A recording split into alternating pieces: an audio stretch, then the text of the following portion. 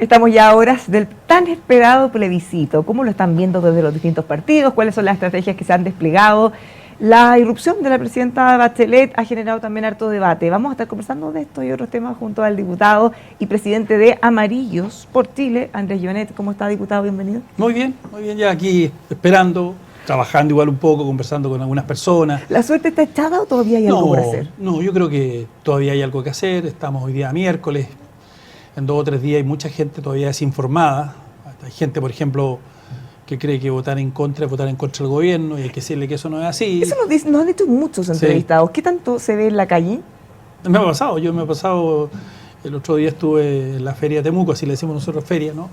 Que es grande, una feria grande, y conversaba con algunas personas y me decía, vamos a votar en contra, pero ¿cómo en contra? Sí, pues en contra del gobierno, me decía. No, pues le decía yo, a favor, porque si usted vota a favor de la Constitución. Ah, ya, perfecto, etcétera. Entonces, no, yo creo que hay... ¿Y cómo llegan a esa gente? Porque evidentemente no se puede hacer un puerta a puerta o una calle hasta nivel... No, informando a través de las redes sociales. Por ejemplo, en el caso de la Araucanía, Facebook es muy fuerte, Instagram, pero Facebook. ¿Y WhatsApp? Y WhatsApp a través de la lista de difusión. Pero, por ejemplo, Twitter no juega ni un rol. Bueno, en general Twitter no juega muy poco rol porque Twitter es de nicho, ¿no? Y no influye. Pero Facebook es muy importante y dejar claro cuál es la posición. Me pasó el otro día también cuando fui al día 8 de diciembre, la fiesta de la Virgen, de la Asunción de la Inmaculada Concepción. Hay una gruta muy bonita en Temuco que está bajo en los pies del Cerro Ñelol. Tiene 120 años esa gruta. Y es muy tradicional. Yo de niño siempre fui con mi madre. Nosotros, te he contado, somos 16 hermanos, sí. Así que nos llevaba todo el pillo mi mamá. Ahí hacíamos un picnic bien bonito y es muy familiar. Y muchas personas, también un par de personas me dijeron lo mismo, en contra, y yo le decía, y ahí como que la gente se orienta, pero yo creo que hay un porcentaje que todavía tenemos que trabajar, pero yo en ese sentido también tengo tranquilidad. Tal vez me hubiera gustado un par de semanas más de campaña, pero creo que vamos a ganar con el a favor. Pero sí he notado que el gobierno ha informado poco. Lo del gobierno es vergonzoso. La vuelta pasada imprimió 900.000 constituciones. 900.000 constituciones. ¿Y ahora? No sé, yo creo que no sé si habrá impreso unas 50.000, 30.000, 40.000. A la Araucanía sé que llegaron 3.000. O sea, yo tomé una, ni siquiera nos han enviado al Congreso. Y me parece vergonzoso eso del gobierno, el intervencionismo por una parte en la vuelta pasada y ahora que no haya informado de este proceso. Pero ellos de alguna manera se defienden justamente con eso. Antes lo acusaron de intervencionismo, entonces si ahora no hacen, lo acusan por omisión. En el fondo no hay posibilidad de encontrar ese punto medio. No, yo creo que tenían que haber gastado los mismos recursos. O sea, y no gastaron los mismos recursos. Yo una vez que finalice esto enviaré un oficio de fiscalización para ver efectivamente cuánto fue. No sé si lo hago a través de la Contraloría, porque voy a ser súper honesto. La vez pasada yo envié un oficio al Contralor, hice una denuncia de intervencionismo, denuncia que todavía está en la Corte Interamericana de Justicia, de Derechos Humanos, respecto, digamos, del intervencionismo del gobierno, que después se demostró con el caso de Democracia Viva, que se ocuparon recursos del Estado para hacer campaña por el proyecto constitucional anterior. Y yo creo que efectivamente aquí se han ocupado muchos menos recursos para informar y aquí lo que es importante es informar. Ahora, a propósito de Democracia Viva, ¿qué le parece, diputado, que desde Apruebo Dignidad se hayan negado que se votara el informe de la Comisión de los convenios antes del plebiscito? Eso demuestra lo que hemos venido planteando siempre, que finalmente este grupo de jóvenes que nos vinieron a hablar de moral, de ética en política, la verdad es que de eso están muy lejos porque demuestran que de alguna manera tienen claro que se terminan haciendo cómplices de esto. Es simplemente cómplices, porque ¿cuál es el miedo de votar un informe que claramente es negativo, fundamentalmente, para el Partido Revolución Democrática, que fue el partido que moralizó la política? Olvidemos su líder, Giorgio Jackson, quien daba cátedra de moral política y miren lo que terminó. Ahora, él les da lo mismo, porque es como que no pasa nada. No olvidemos que fue él mismo el que planteó que él donaba su sueldo, cuando todos sabemos que lo guardaba, y ganaba hasta intereses, yo creo. Entonces, ellos van a actuar igual, les da lo mismo. Yo creo que por eso finalmente hoy día ya, en general la ciudadanía, se ha dado cuenta que estos jóvenes que venían a moralizar, a limpiar la política que suponen, la verdad que la han ensuciado más. Creo que al final terminan emporcando una actividad que es fundamental para el desarrollo de todas las personas. Este caso no tiene por dónde terminar pronto. De hecho, No, hay que más no. aristas. Ahora están investigando a funcionarios públicos del Ministerio que, teniendo la información, no cumplieron con la obligación de hacer las denuncias a Democracia Viva. Es una obligación legal que tiene toda autoridad. Así es. No, eso, y además hay otros casos vinculados a todo no olvidemos el caso de lo que está ocurriendo en la región de los lagos con Diego Ancalado, que fue De la lista del pueblo. que era candidato a la lista del pueblo. Pero eso no es del gobierno, no es oficialismo. No, pero es parte, yo diría, todo esto también. No olvidemos que Diego Ancalado es cosa de ver la foto, vinculado también a estos grupos, a estos partidos. Su hermano era vocero del Partido Revolución Democrática, etcétera. Entonces, a mí me parece que finalmente todos estos jóvenes, miren lo que terminan, miren lo que terminan. Una persona que para inscribir su candidatura presidencial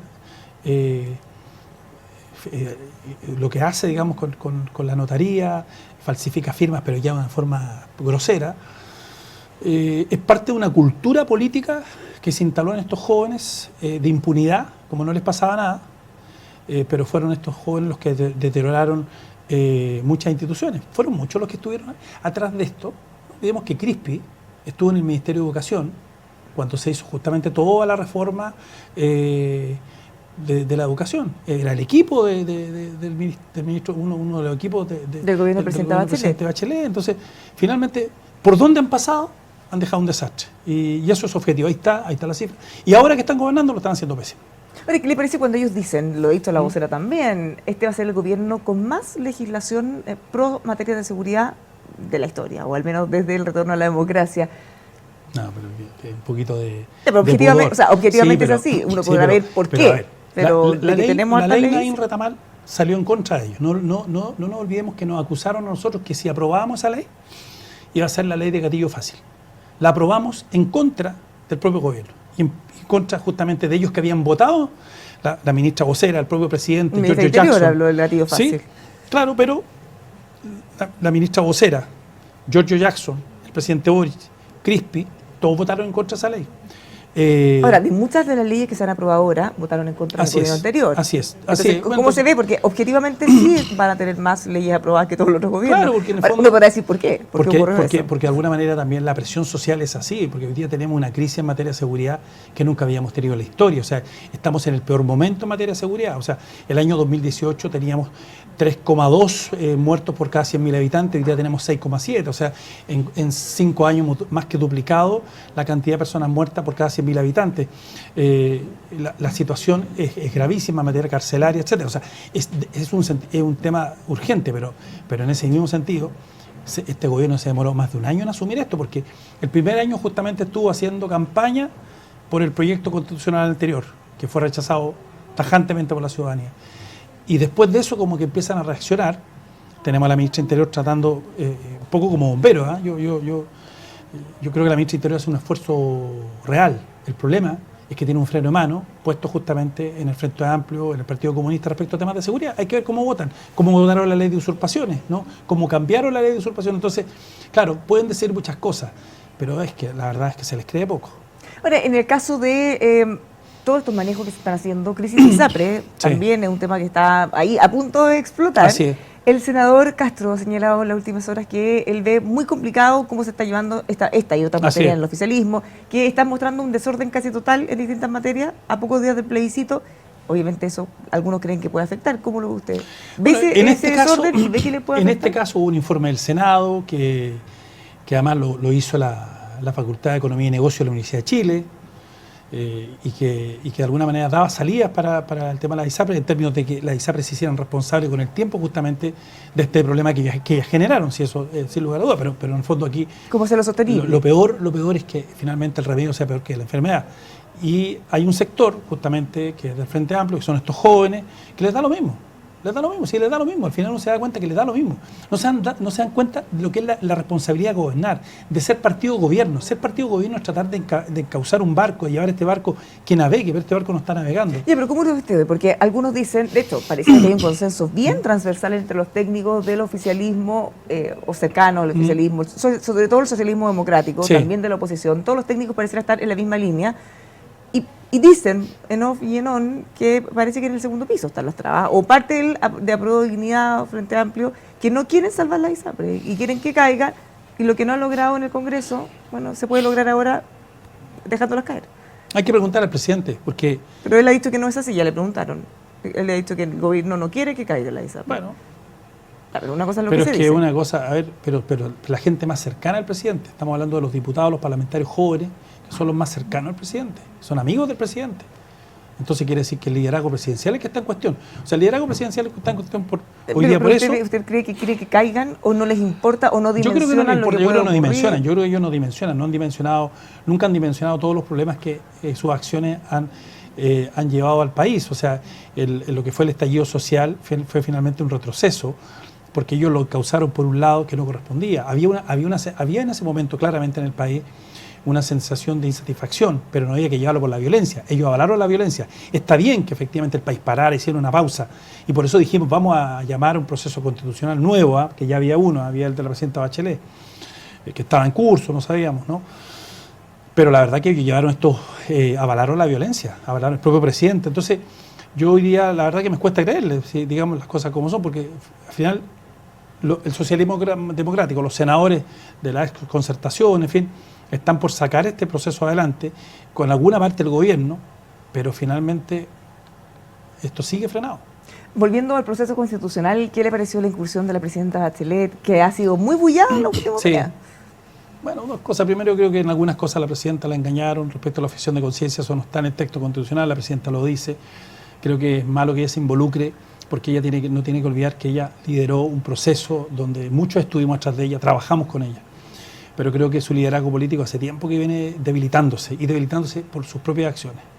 No olvidemos que ella fue la jefa de campaña de Narváez, ¿no? Intentó darle su apoyo, claro. Que le dio su apoyo para que fuera candidata presidencial. Después estuvo, no sé si haciendo campaña, pero estuvo a favor del proceso anterior, ¿no? Apareció en la franja. Apareció en la franja. Después, bueno, el que le ha puesto el respaldo político a este gobierno, el presidente Bachelet, siempre que el gobierno tenía un problema ya aparece. Entonces, y en ninguna de esas tres, de esos tres momentos, digamos que ella ha salido fortalecida. Yo creo que se ha ido debilitando. Y no es bueno para ella, porque en el fondo, si uno, por ejemplo, compara con el presidente Lagos da su opinión, pero luego, y está bien, es legítimo que dé su opinión, se repliega. El presidente Frey hizo lo mismo, se replegó, pero creo que aparecer en la franja, creo que naturalmente vulnera y atenta a su propio liderazgo, y que ya ha venido disminuyendo. No es el mismo liderazgo de antes. Pero hay un debate respecto de la franja, porque dice que no la ponen. Entonces algunos dicen no la han puesto porque quieren seguir con un perfil más ciudadano, otros dicen... La pusieron y se equivocaron, es que la pusieron y se equivocaron. Claro, otros dicen que en realidad mejor no, porque generó rechazo. Hay algunas mediciones que circulan por ahí que aparentemente habría generado un efecto contrario del que buscaban. Yo creo que eso fue porque además claramente hay alguna información que es falsa, y yo creo, por ejemplo, cuando Jimena Rincón le responde respetuosamente, después salen descalificando una cantidad de ministros, en fin, a Jimena Rincón. Yo me pregunto si hubiera sido al otro lado. Ahí hubieran aparecido todos los feministas defendiendo a una mujer, etcétera. Entonces, para un lado una cosa y para otro lado otra. Yo creo que... ¿Qué le parece eso? Porque hay un debate abierto respecto a si ella efectivamente mintió o dijo cosas falsas o inexactas, con o sin querer, porque ahí también hay una discusión. Independiente de eso, pero el punto es que la acusan de mentir. Y desde un sector oficialismo dicen, ¿cómo se les ocurre tratarla de esa manera? Ella puede decir prácticamente lo que quiera. O sea, Jimena Rincón nunca habló de mentir, nunca dijo que la presidenta era mentirosa, y eso es lo primero. O sea, no ella, pero muchos otros. Sí. Claro, sí. Yo creo que la presidenta fue engañada, claramente, y por eso, en definitiva, el video lo han sacado. Este video ya no fue parte de la franja y ya lo bajaron, porque en definitiva hay informaciones que no son correctas. O sea, usted dice que la defienden por deferencia, sí. Lo que pasó. Y porque además muchas de esas cuestiones que ella plantea vienen del Consejo Experto.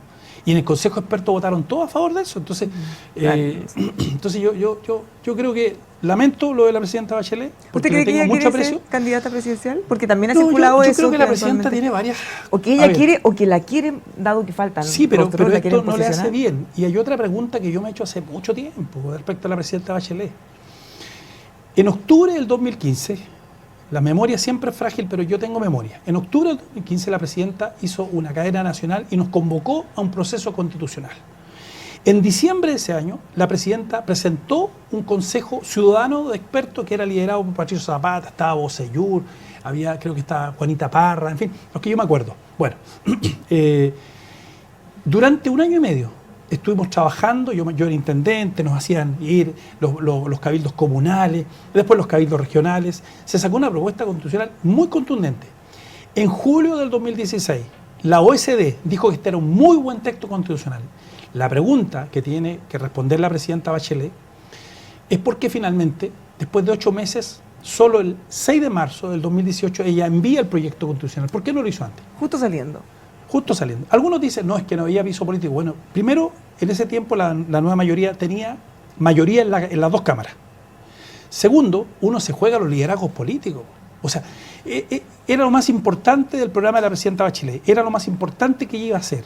Iba a dejar una constitución democrática para Chile. ¿Por qué no llamó un plebiscito? Entonces, también hay un mea culpa que tiene que ser desde la oposición, sí, desde otros sectores, que ahora probablemente darían todo por tener bueno, ese texto. pero la oposición es oposición. Lo que pasa es que ella tenía mayoría en el Congreso. Claro, es menos excusa. Entonces, y ahí se juega uno el liderazgo político porque nos involucramos durante un año y medio. Todos teníamos... Claro, para dejarlo lanzado al olvido, dice usted, al último minuto. Además, el ambiente político no era el que había hoy día. Era un buen ambiente político, naturalmente la oposición iba pero mejor a protestar, que ahora, objetivo. Mucho mejor que ahora. La oposición seguramente la derecha iba a protestar, todo lo que se quiera. Pero ahí se juega el liderazgo y ella hubiera dejado una constitución firmada por ella. La pregunta que tenemos que hacernos, ella podría decir, o alguno podrá decir, no, es que seguramente no teníamos el apoyo en el Parlamento. Bueno, si teníamos la mayoría que estaba gobernando en ese minuto, bueno, había que jugarse el liderazgo político. Y entonces, o sea, estuvimos, digamos, las cosas como son, más de 2 años en el tema constitucional para finalmente llegar a nada. Porque lo que no se puede, está bien, pero no se puede mandar al Parlamento 5 días antes que termine el gobierno. O sea, el 6 de marzo entrega así como para cumplir. Y después hubo varias quejas. Yo me acuerdo que Patricio Zapata se quejó unos meses después respecto, digamos, que a él le habían escondido esto dentro de la moneda, que el texto que se había trabajado, que era bastante bueno, se había guardado. Y obviamente el gobierno de Piñera no iba a hacer lo suyo, porque en el fondo, de hecho, el 18 de marzo del 2018, el ministro Interior Chadwick, ya asumió el gobierno, dice que no, que ellos este proyecto constitucional no se van a jugar porque no genera ni seguridad ni certeza. También se equivocaron, claramente, pero primero es quien más responsable es quien tenía en ese minuto, 8 meses antes, la posibilidad de haber plebiscitado este texto constitucional. ¿Qué pasa el 18 de diciembre? Ya no queda nada de eso prácticamente en un par de días. Bueno, yo creo creo que que los dos escenarios es que ganaran a favor y él en contra, o él en contra. Yo espero naturalmente y creo en la sabiduría del pueblo chileno que va a ganar a favor para terminar con la discusión constitucional, para tener una constitución hecha en democracia, no en dictadura, y para comenzar a darle certeza y seguridad al país para que nuevamente el país empiece a ordenarse y terminemos con estos problemas de fondo como el de la delincuencia, que es uno que hoy día no acongoja. Pero lo que sí está claro es que el 18 de diciembre tiene que volver la política a los acuerdos.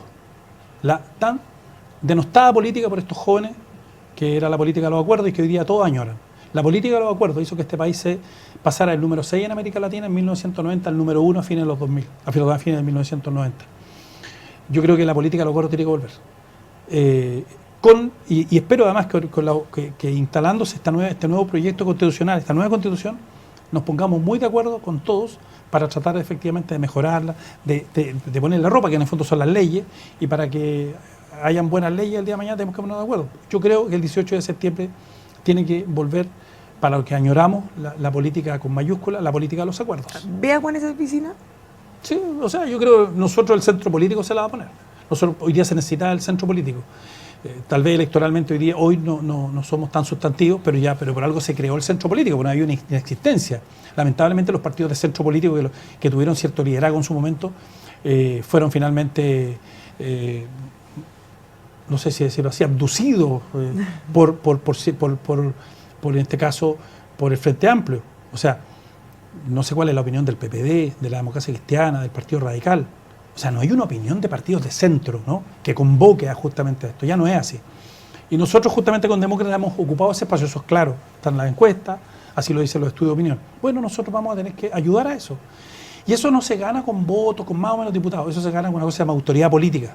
Y creo que nosotros la hemos ido, y consecuencia la hemos ido teniendo, primero porque nos opusimos al muy mal proyecto constitucional anterior, pese que antes dijimos, traten de hacer algo bien.